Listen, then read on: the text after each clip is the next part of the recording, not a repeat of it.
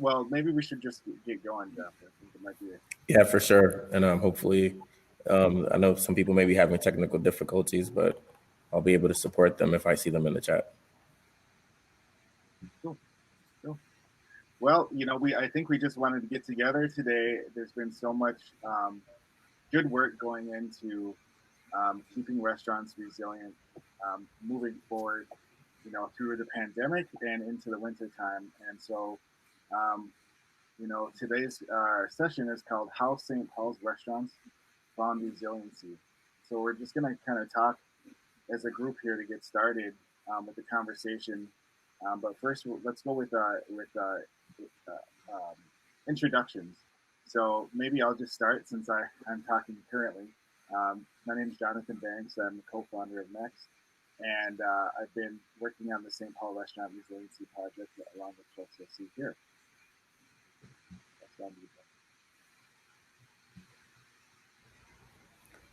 Hi, everyone. My name is Jeff Aguy. I'm also a co-founder with Next. We've been working, our team has been working on the St. Paul Restaurant Resiliency Project.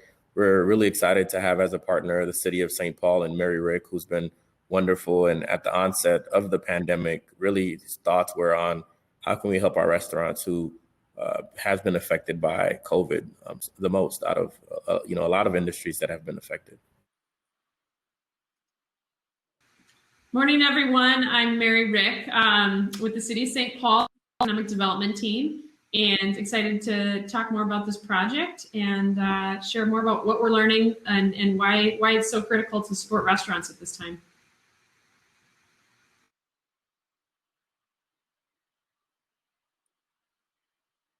Excellent. So I think we're still looking for some guests to join here, but we can go ahead and get started with the conversation. So the first thing I'd like to dive into is kind of what we've been seeing so far, since the pandemic started.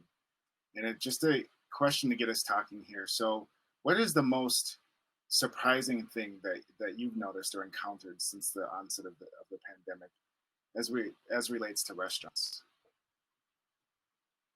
Mary, maybe you can start us off.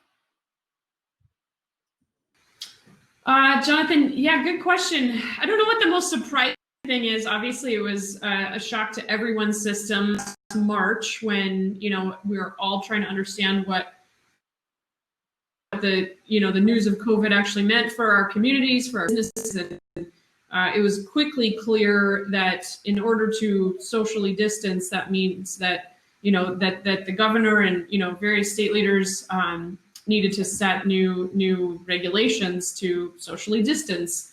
And that just had such a quick and intense impact on our restaurant community, and certainly on our, on our cities and city leaderships and teams like myself, and trying to respond. So it was obviously a shock to so many different systems.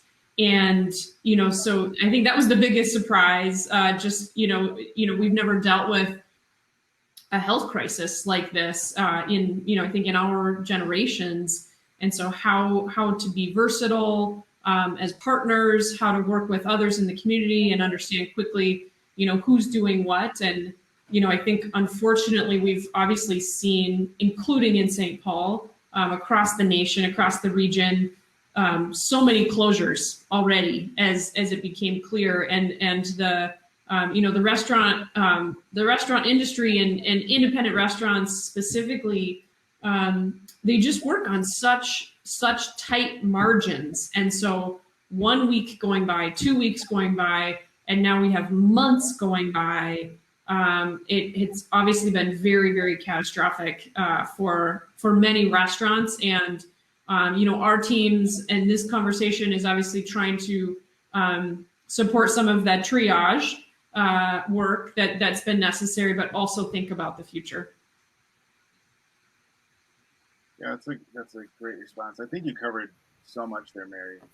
Jeff, what did you find as maybe the biggest surprise since the pandemic started?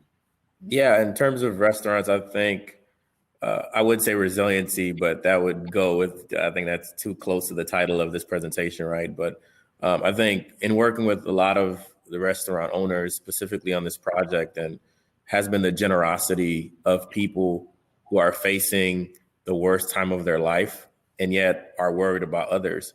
One restaurant in particular went from having 35 employees to 4 employees pre-pandemic and then during the pandemic. But when we were talking to her, the thing that she was most worried about is making masks. She and her family had made so many masks for people. And those masks she was distributing those masks for free.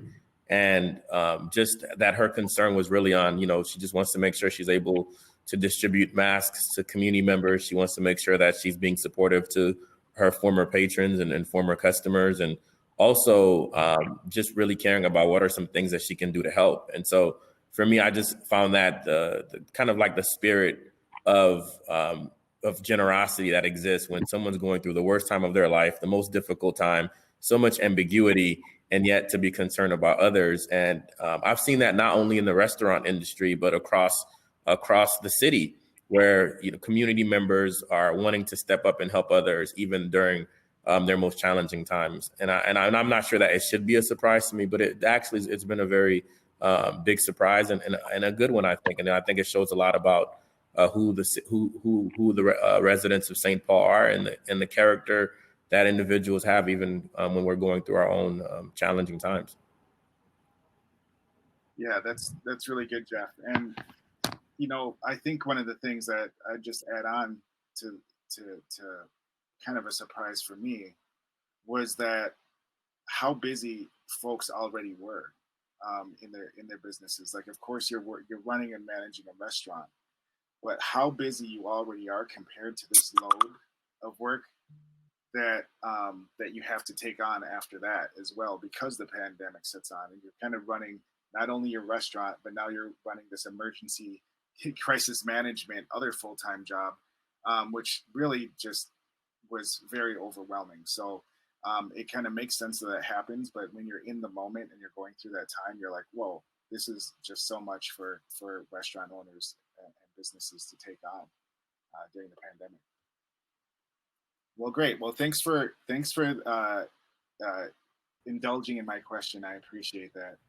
I know we're still trying to get some people in, but I think might be good for us maybe just to move into talking a little bit about our first person on the list, which is you, Mary. We wanted to ask you a question about kind of your role as Director of Development at Planning and Economic Development at the City of St. Paul. So what we want to ask is, how do restaurants play into St. Paul's vitality now? And how about down in the future too, maybe like 5 years from now? Thanks, Jonathan. Yes, so in my seat, our team on the economic development team, we're working to support businesses, and organizations across the city, and key neighborhoods in commercial corridors, working on real estate projects. I'm thinking. I think you were getting some echo. Sharon, who just got on, but I was able to mute her audio right now. So Okay. Can you hear me okay? Yeah, I think you're good. We're working across the city, but obviously we want to, in terms of the restaurant training and hospitality industry, really, really important.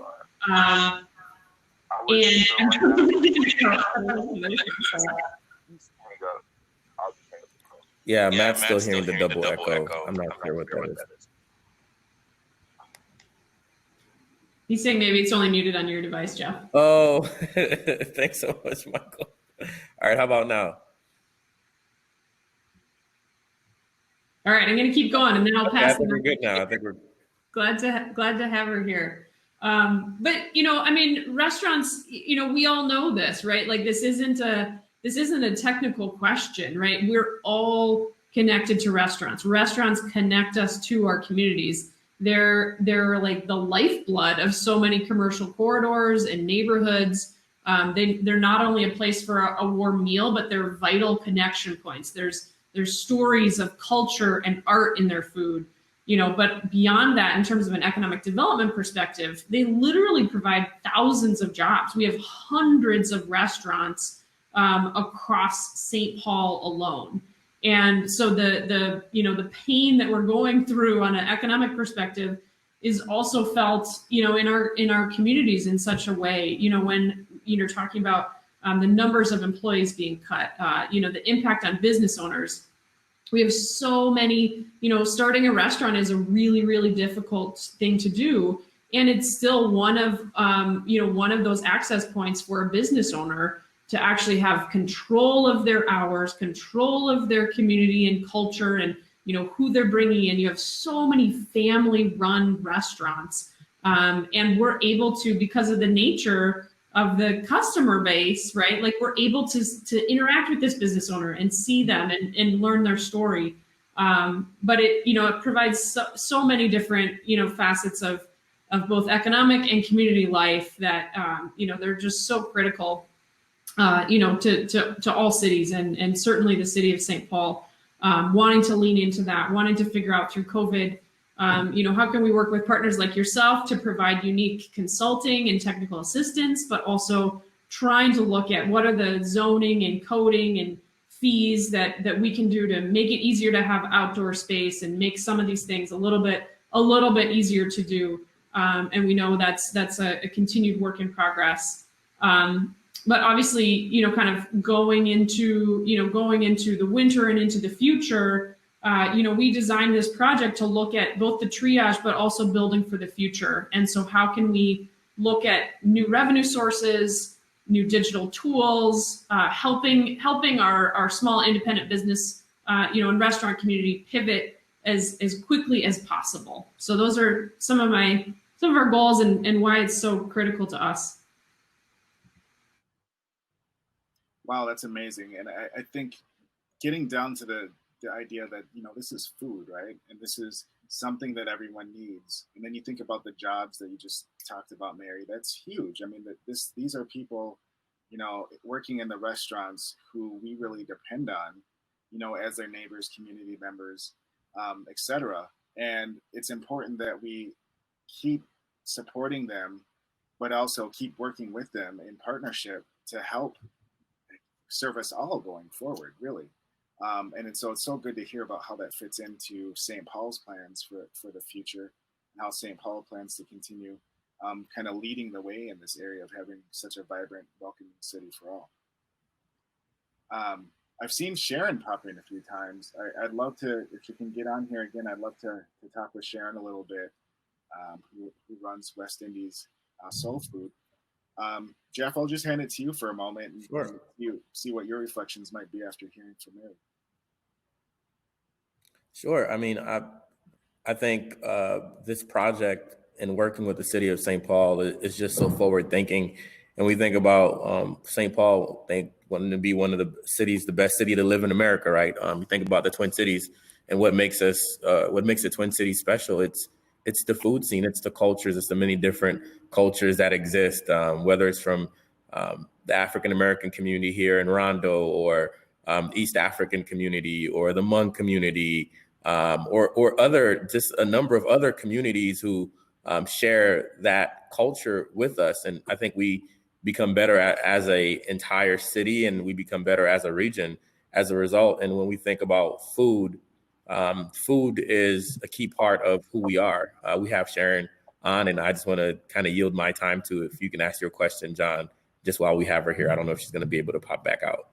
Hey, well, gladly. And Sharon, thanks for joining the conversation.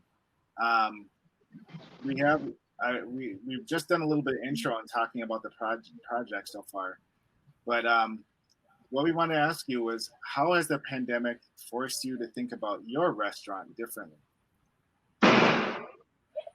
Well, first, I don't know, are you guys hearing me? I can hear you. Okay. First of all, I have a catering service. I do not have a restaurant, I have a catering service.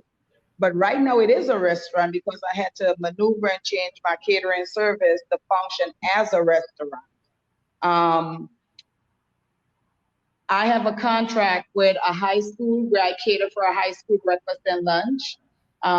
And now that school is out and they're doing virtual learning, I have access to the kitchen. So what I'm doing right now is doing curbside, and it's functioning a lot better than I thought it would.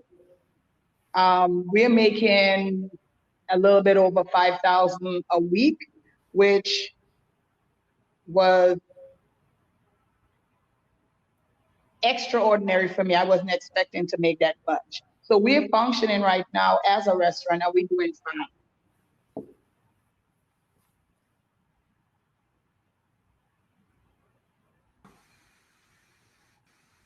Jonathan, I think you're on mute.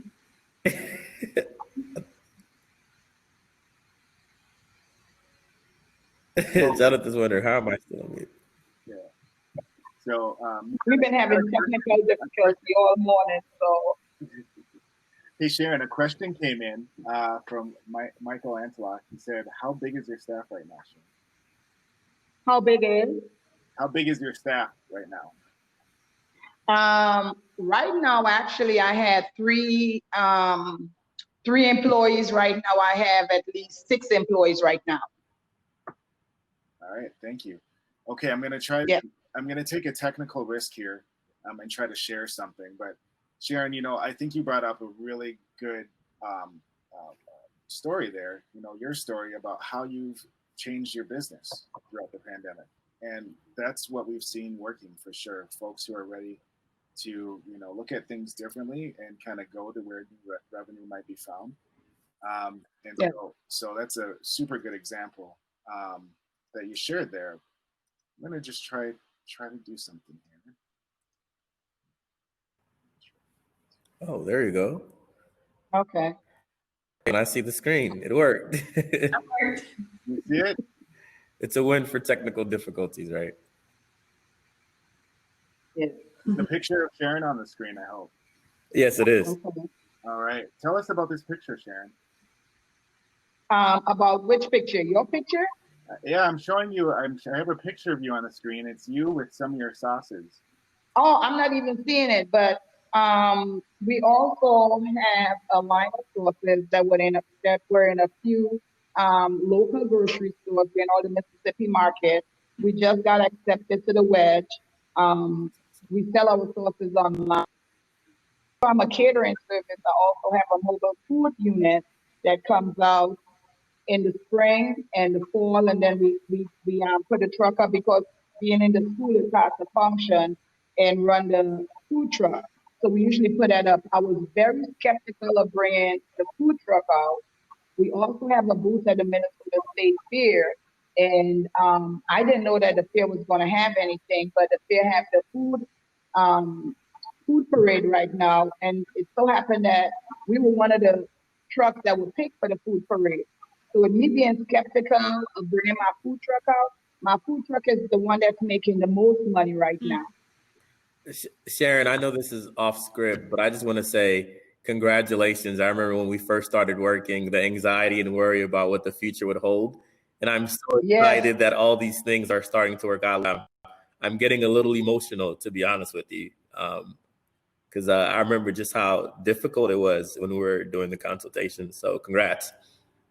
Yes, and it was scary because I'm part of Meter, and it hurts me because my mentor keep telling me, you can't run a business. You keep losing money. Your payroll is too high. You're running at a negative, and I'm like, how he expect me to function? This is a pandemic. I can't make no money.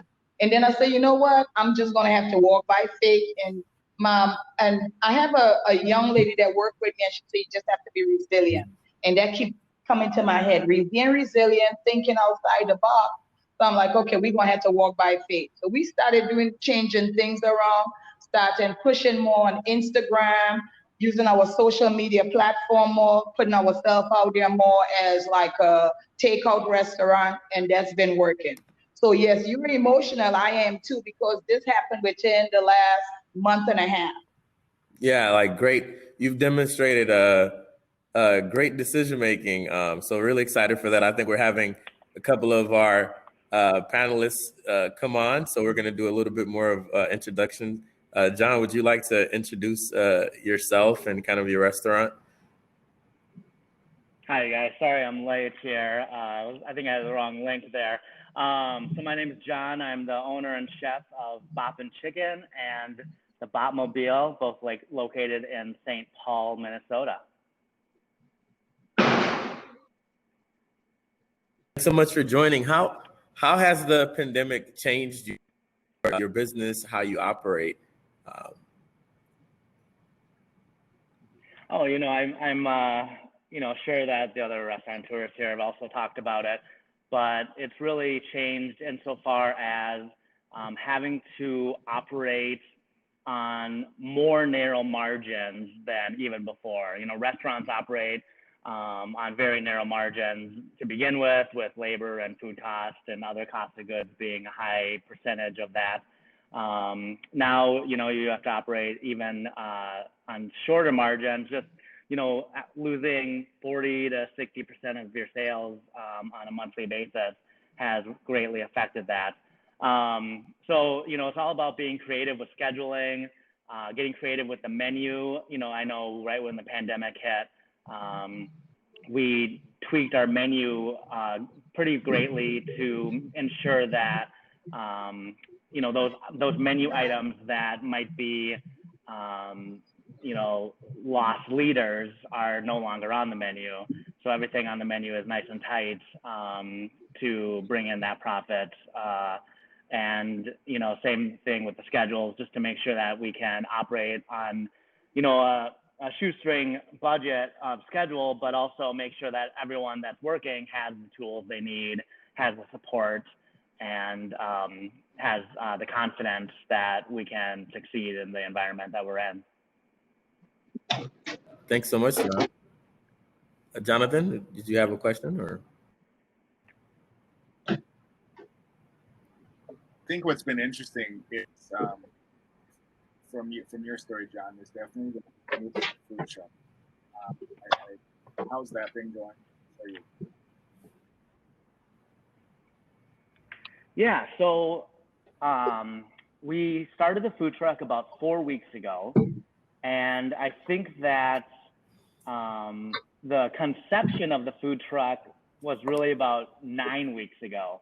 With the pandemic, initially, it was a huge blow, and I think it took a few weeks to get our bearings.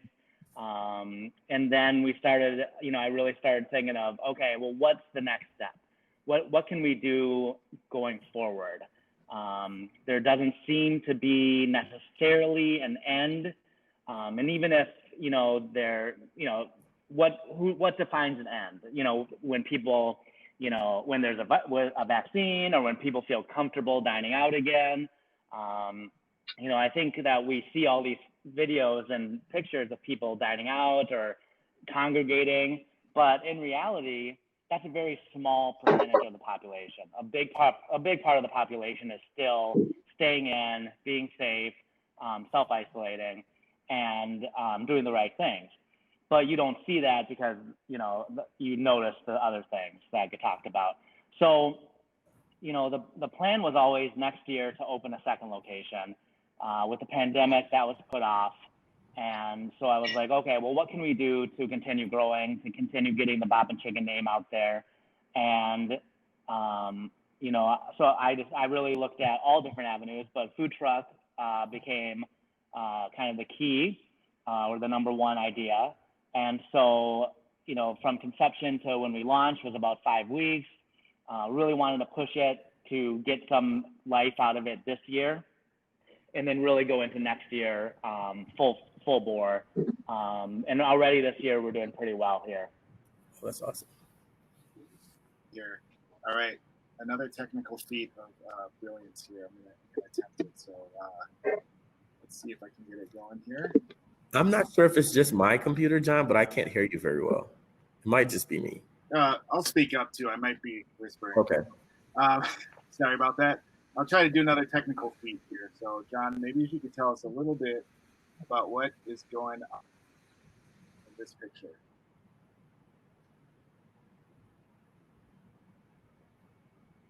I see you here with your map. So yeah, the photographer came in the other day, and yeah, I'm making some gochujang sauce, which is the traditional Korean red pepper sauce. Gochujang is it's synonymous with like ketchup in America.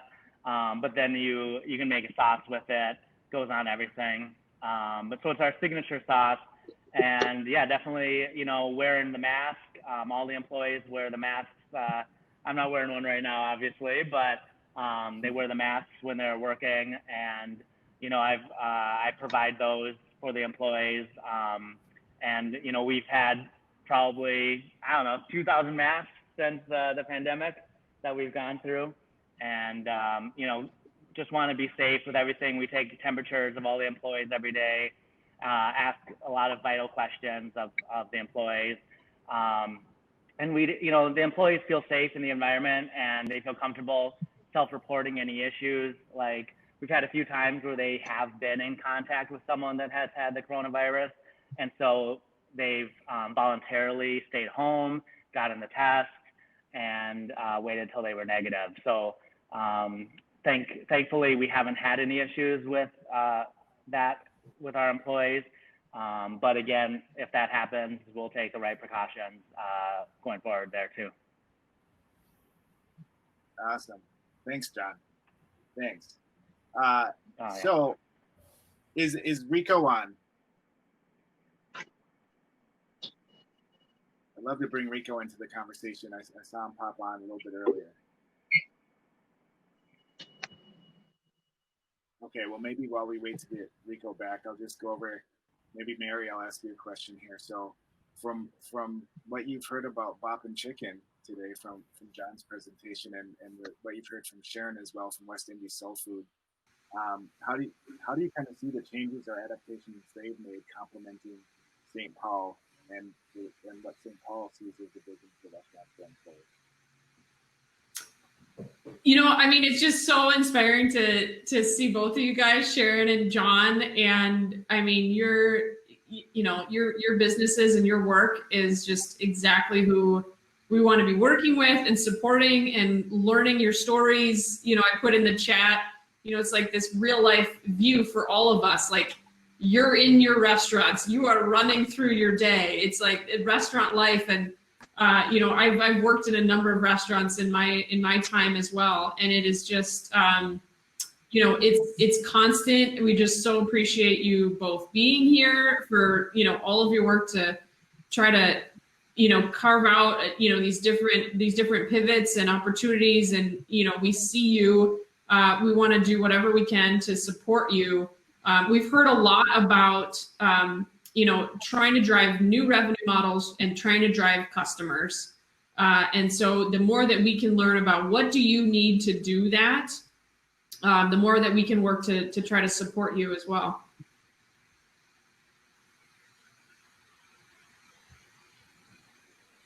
Thank you for that. Go for it, John. Oh, actually, hold on. Go ahead. I got to answer the door. Got an order coming in. Restaurant life.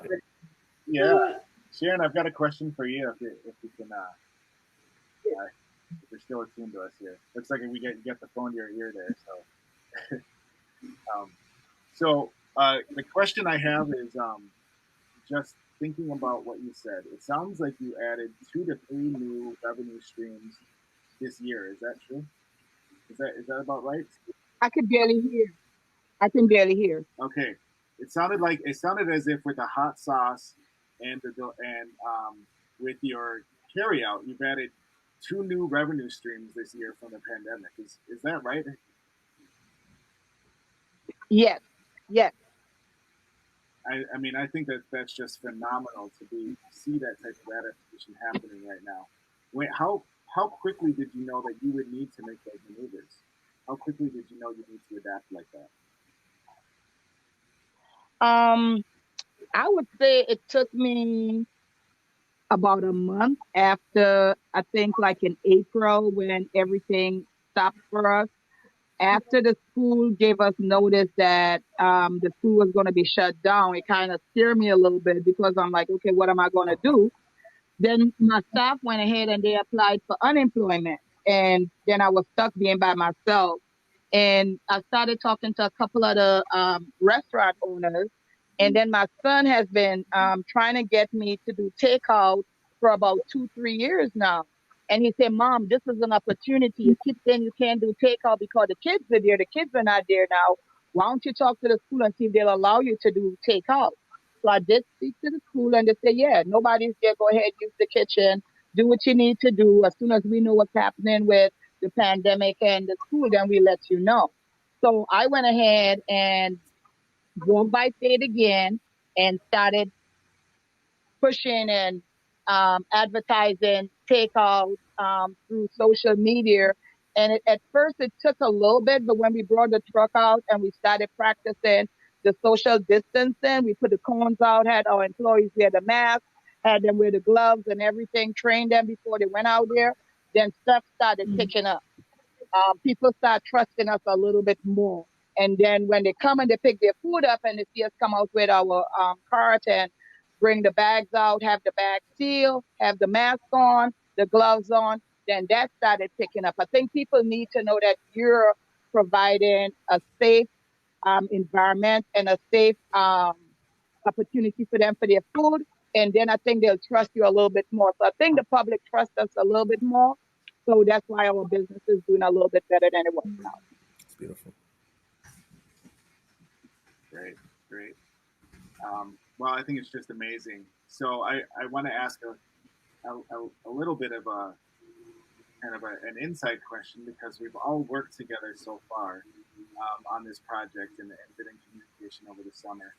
I'm wondering, John, maybe thinking back to the conversations that we've had together, what's been helpful to you in having a partner like Next in the city of St. Paul to work with during the pandemic?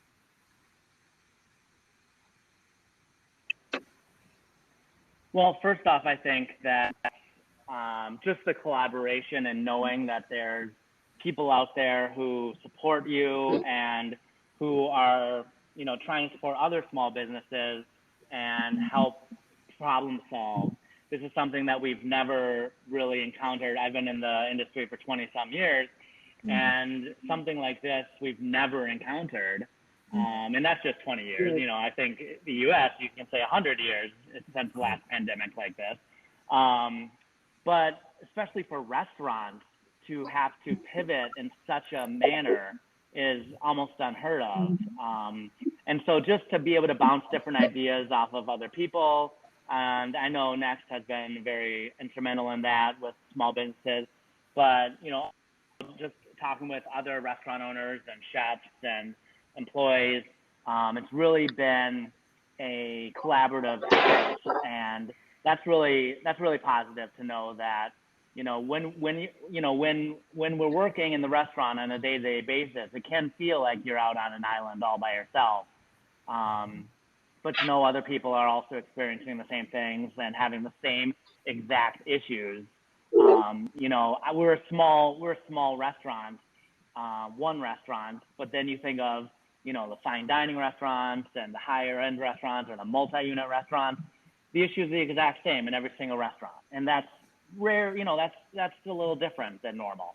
And so to just be able to have that communication and that support and kind of group think to come up with the best ways of fixing things or of doing things, that's been very helpful. Well, it's definitely been a pleasure too, just to be able to be a part of the conversation and help make those connections where possible and think of some new ideas together. It's never good to be alone in a crisis. That's like the worst place to be. And I think the conversations that you've been able to have with us but also with the other restaurant owners is definitely just an example of pulling together during a time of need.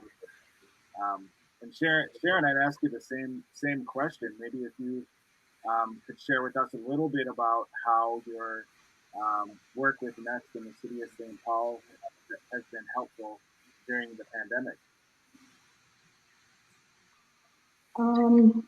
I would say the same thing that the person that was speaking before just said. Just collaborating with you guys having you guys kind of inspire us, build us up, encourage us, also help us with just putting stuff in place, like with the social media calendar and stuff. I was just amazed. I was like, all right, now we're going to be really rocking. So just having you guys on our side helping us, because it's a lonely place right now for a lot of us. And just to know you have somebody, you know, at your side, backing you, encouraging you, that makes a lot of a difference for me. Yeah. Well, I think, and also, Sharon, when we with you, one thing that came to my mind was just looking at the changes that you were making. You know, you were talking about going out to where your customers are, and you were talking about how to make them more comfortable. And that's information that we were able to share with other restaurants too that we worked with throughout this project. So thank you very much for the collaboration. It's just been so excellent working with you.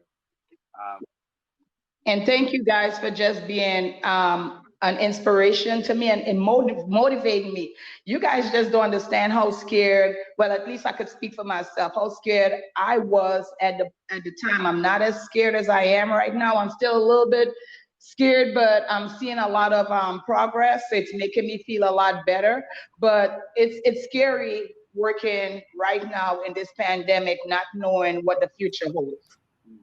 Yeah, Sharon, I remember in our first consultation, I was telling you how you remind me a lot of my mother, who's also from Ireland and she's from Haiti. And one of the things that I'm most proud of the work that you've done is, despite hearing negative feedback from people who should be giving you positive feedback or people who should be giving you a clear way path forward, it's in a way it almost seemed like it was discouraging.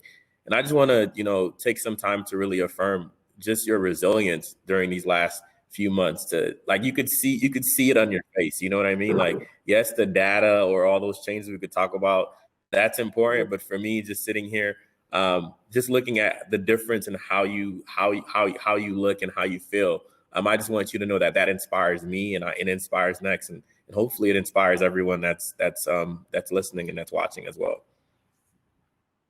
Thank you very much. Thank you guys for working with me. Yeah, of course. Maybe if I could, we got about 17 minutes left in this conversation, and this is kind of where we're scheduled to start winding things down and making sure people can get to their next event. Jonathan. Yes. So real quick, I'm wondering if we can bounce over to the conversation that was happening in the chat. Yeah. Just a few moments ago between Michael and John. I think, John, your response was really interesting about the food trucks and the, using this as a year for marketing.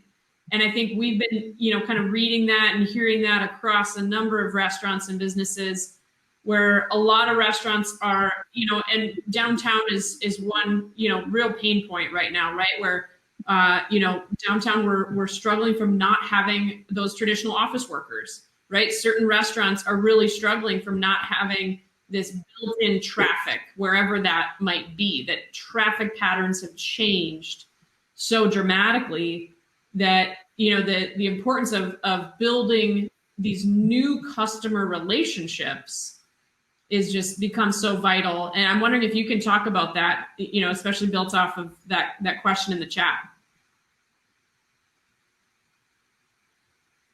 I think you're on mute. You're on mute, John.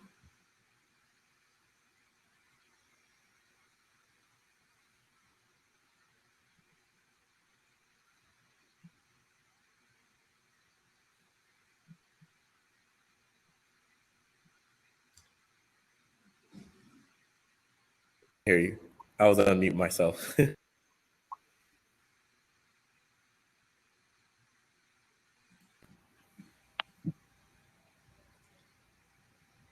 I think you're still on mute. So somehow we got to get John back. But oh no, I think he just left, and he'll probably be back. Technical. Oh, there. I think he's coming back. Just added him. Okay, now can you hear me? No? Yes. Yes. You can hear me? Again. Okay. So first and foremost, I would say that my goal for the rest of the year is to break even. And if I break even, I'll be very, very happy. If I can pay my employees, pay all my vendors, and, come into 2021 spring, summer, even, that's good for me. People always ask, how are you guys doing? How's the business? How's the restaurant? And it's a hard question to answer. The answer, that I usually give now is we're still here. I'm able to pay the employees. I'm able to pay the vendors. You're visiting me. That's better than a lot of restaurants are doing, and a lot of restaurants will do. And who knows what the winter is going to bring? It's going to be a tough time, I think. As far as using the food truck and getting creative with marketing, the food truck, there's a few things that it's able to do. It's able to pay 3 full-time employees for, right now. I'm able to bring back 3 full-time employees. I'm able to get the Bop and Chicken name out there, get the Bopmobile name out there, partner with breweries, partner with other small businesses, and we can help each other grow. Downtown Minneapolis, it's tough. Downtown St. Paul, it's tough. I didn't even get the Minneapolis license for the food truck this year because downtown has been, ravaged so much. Plus all the construction that they're doing is tough too. That's kind of how I'm using the food truck this year. Next year, if we do make money, that's great. But next year, definitely use it as an income source, but also to continue talking about Bop and Chicken to bring awareness. It's a huge, when it's parked out front, it's a huge billboard. And that's the cheapest billboard that I can have in the city. It's cheaper than any other billboard on a month-to-month basis to operate. And so that's kind of what we do with that. It's very different as far as the business model. I know that, I think Michael asked, is there less overhead? Yes, once it's up and running, and, obviously there's the maintenance and repairs and all that, but the overhead is less. And I'm lucky to be able to use Bop and Chicken as a commissary. So we can cook the food here, we can put the coolers, freezers, everything that's in the restaurant, whereas a lot of other food trucks have to rent space or pay rent for something else. And so, there's that benefit as well. As far as finding customers, it's a hustle out there. Every day I'm sending multiple emails, 10 emails a day, possibly, trying to find locations, trying to find good partners. And some locations, we're there for 8 hours and we lose money because we don't make enough. But it's all a learning process, learning curve there. So I don't know. I hope that answers both Mary and Michael's question. Yeah, that was great. That was great, John. Thank you. And I see Michael saying, excited to hear more. I don't know, Michael, if you have a follow-up. He says, great answer. I would also maybe turn to Jeff and Jonathan to say, what other learnings have you had in working with other restaurants in terms of building customer base, doing this marketing? I think we have another person joining us too. Yeah, that's Matt Zanetti from Lake Monster Brewing, and maybe Mary, we got Rico back on too. We're gonna finish strong here, guys. Thanks for joining. I realize there's a bit of a mix-up on where to be, so we'll finish strong for sure. So some of the learnings that we've had, this summer.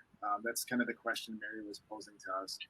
Maybe we could start with Rico. What are some things that you've learned over the summer that have been helpful for you to keep your business running? I can. Okay, awesome. Some things that I have learned over the summer is, especially like during times like this, just make sure that you are actually visiting with people, getting to know people as much as possible, and just making everyone feel like warm and welcome, you know, because I'm in the Skyway and it's been super slow for me because everyone's working from home. But like I have a lot of regulars that'll come in like once a week, you know, some even twice a week. And that's just been doing a lot for me lately. Hello. That's just been doing great for me. And then they've also been telling people, you know, and it's been working out for me. So just be as nice as possible and then just make sure that you're actually interacting with people and just trying to make sure that you're giving them the best experience possible every time, like literally every time. So. Amazing. Matt, what are your thoughts on that? Maybe on that same question. What are your learnings this summer? What's pulled you through?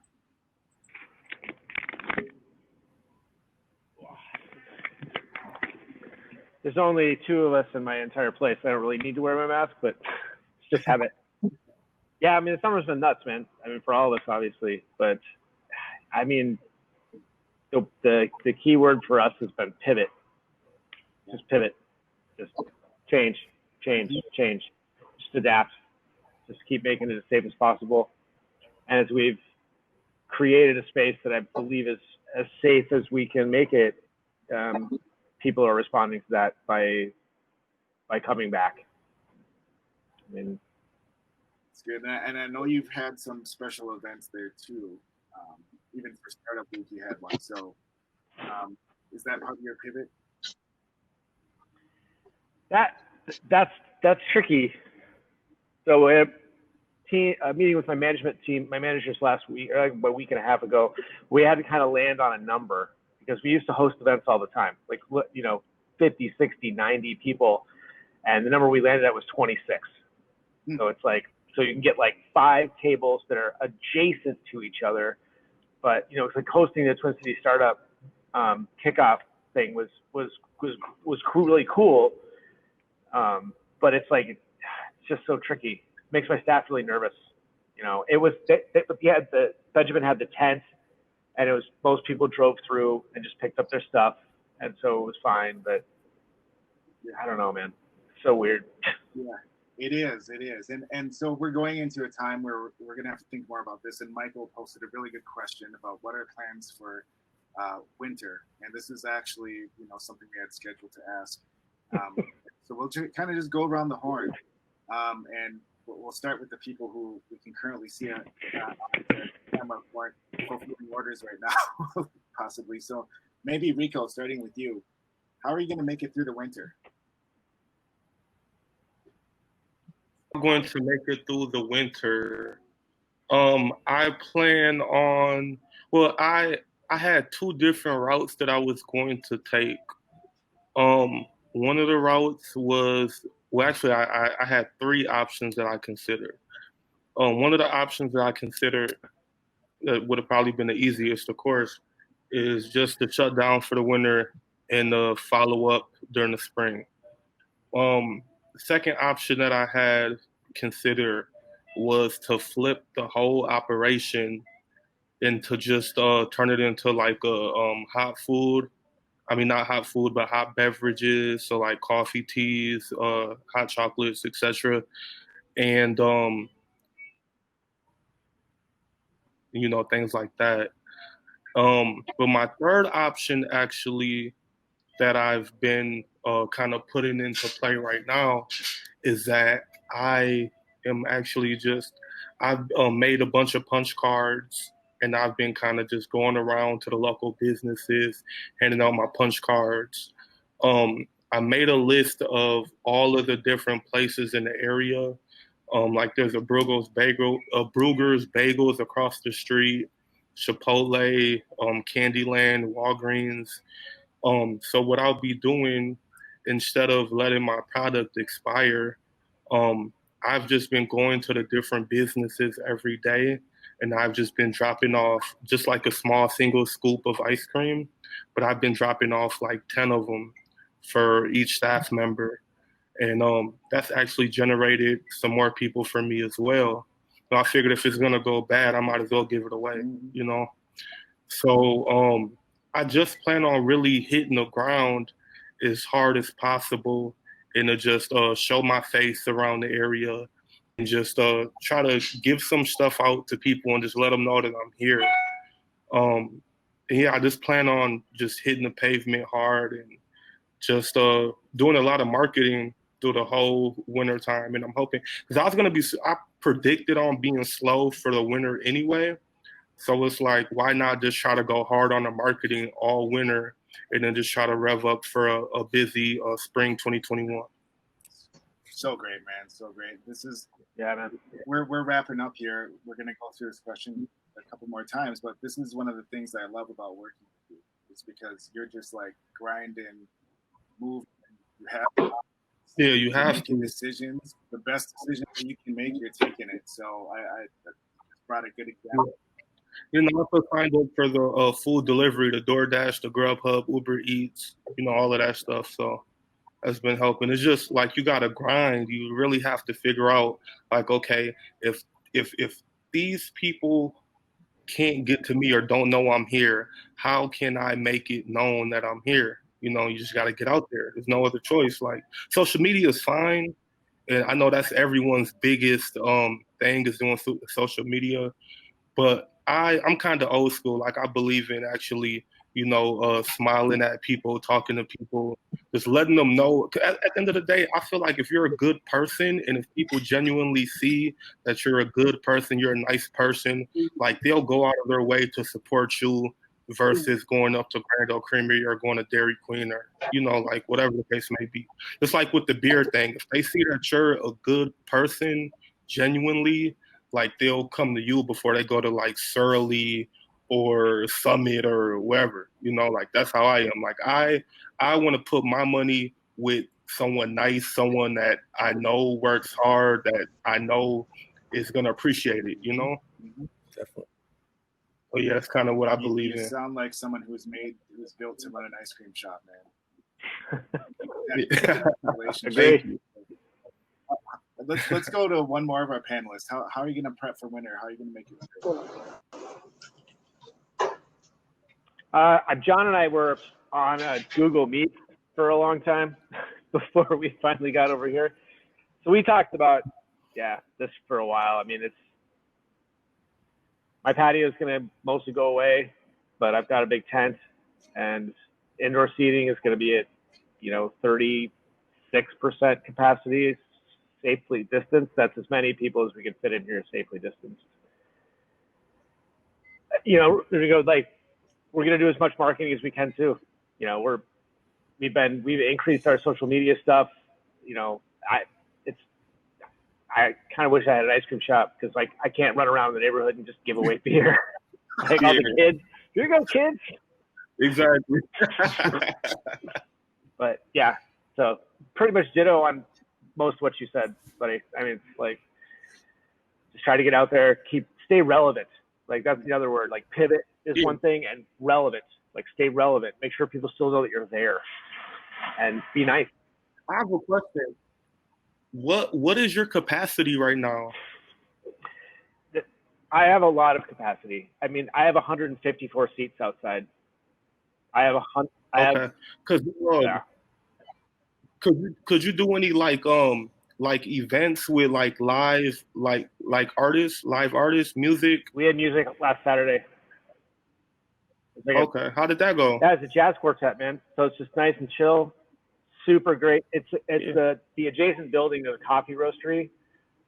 Sam and I can't remember his partner's name. It's their coffee roastery, and they just come down with their two buddies, Mr. 500, the name of their band. They play for beer, and they're just thrilled. They're just thrilled to be able to, like, play in front of people, and they're like 25 feet away from the nearest table, and they put tape around the place so no one can, like, come near them.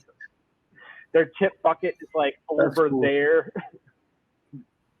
Yeah. Another example, I know we're going to have to get ready to wrap things up. One of the things that I just want to say that's been really great to see is what's happening right now in real time is the collaboration of whether it's restaurant owners or ice cream shop. Like, I was talking to, when we were doing one of the consultations with Matt, I was saying, Matt, have you ever considered having food trucks at your space or working with other restaurants that were collaborating? He was like, oh, we're already partnering with, he was already partnering with Sharon. Sharon brings the food truck over there once a week. John's food truck is at my brewery tonight. See, so it's just been amazing to see the collaboration Nice. that, was already in place, or the collaboration that we see happening in real time, like we just saw happening right now. John, are you, I know we got to get ready to take us home. One point that I want to make is that a lot of times when we think about startups, we think about tech companies. We rarely think about restaurants. For me, the biggest learning that I've seen this summer is that restaurant owners are just as capable as tech founders to pivot, just as capable to find new revenue streams. I think it warrants a more significant investment into restaurants, similar to what we see that happens over on the tech side. Amen. Agree. Here, Jeff. All right. Well, lightning round, because we're over and we didn't get kicked off. Lightning rounds. You got a good audience for this. For John, Carlos, John, Rico, and Matt. To Mary's question, how can those of us on the call help you out?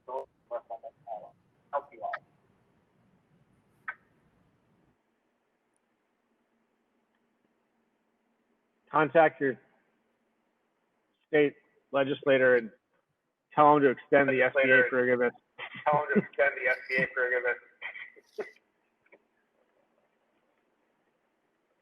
Thank you. Rico? Repeat the question again. I'm sorry, can you repeat the question again? Yeah, the question is,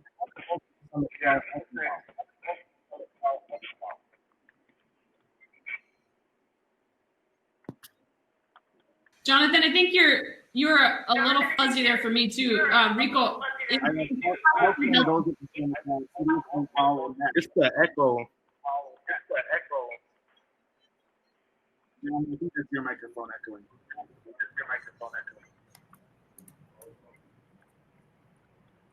Yeah, I can't hear. How about me? Can you hear me now? Can you hear me now? Yeah. Oh, sorry. Okay, we might have lost audio to. I can hear you now. Okay, so the question is, how can those of us on the call help you?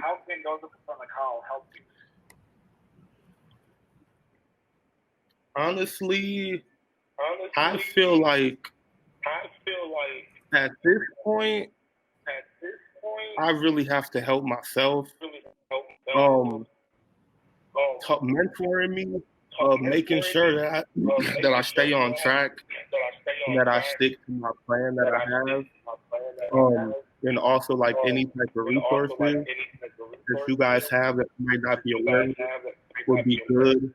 But as far as like building my business, I feel like that's pretty much solely up to me and myself, and I have to be the one that really like geared in on this and really just zoned in on this. It can't be anybody else, like it has to be you at the end of the day. So really just mentorship, to be 100% honest, mentorship. But anything else is really up to me. I love it. Thank you for sharing. We'll wrap up with you. What can those of us on the call do to help you out? So no. All right.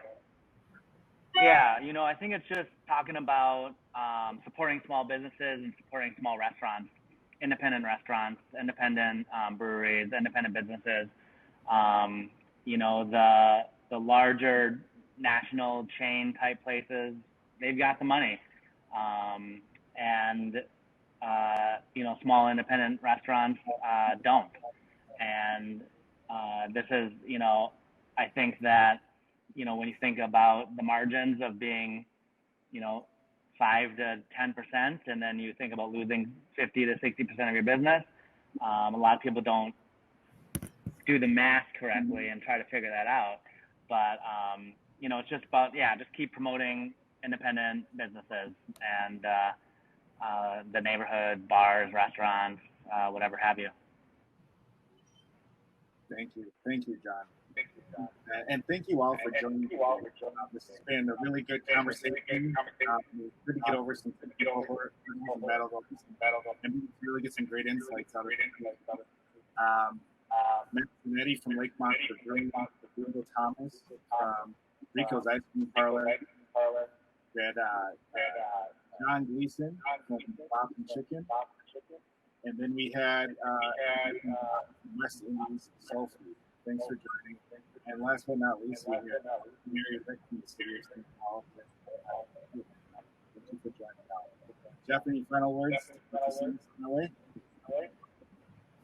Yeah, and also Hello. you could send us over your email, whether it's at jeff@ncxc.co or jonathan@ncxc.co. We can provide you a list of all the restaurants that we've worked with. I think the question about what we all can do, we all can talk about these restaurants, we all could become a customer, and we all could share a social support of them. And I think those are some things that we all are able to do. And I think what's been helping even the onset of this project is Mary's vision of recognizing what you said earlier, John, that a lot of our independent restaurant owners will need us the most. And I'm grateful for the city of St. Paul doing everything that they can, everything that's within their economic power to continue to support our local restaurants. So so continue to shop and continue to share.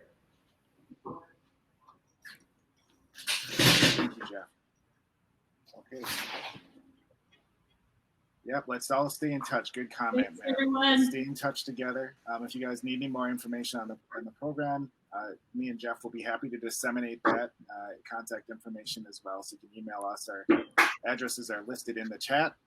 We'll go ahead and close up the session and have a wonderful Twin Cities Startup Week.